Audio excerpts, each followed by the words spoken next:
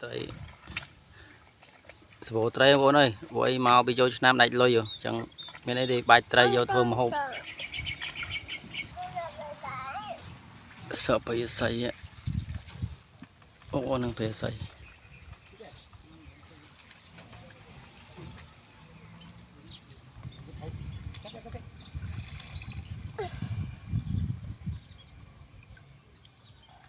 là ngung cái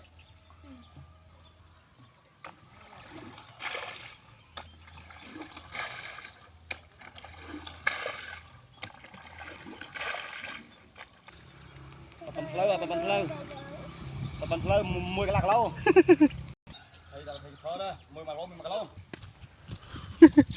vô tầm thôn bên này mùi lạc lâu tập lâu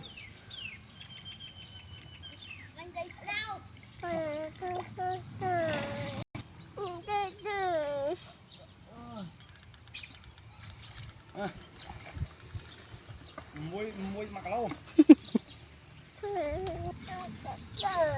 นี่เราจะพอสันไทยกับโท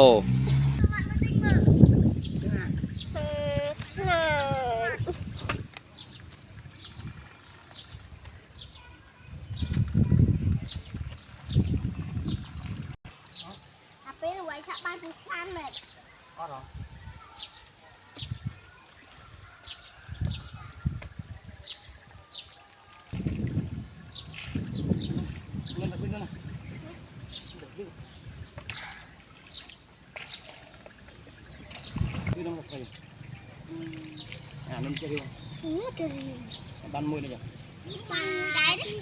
Đây. Wow, ăn xì sao? Đau mặt lôi.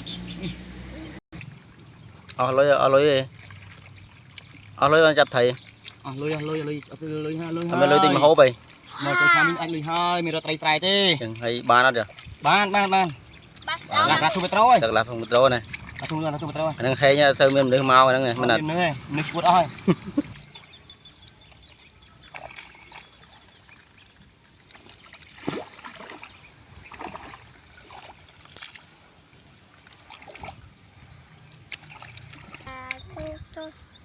Đây.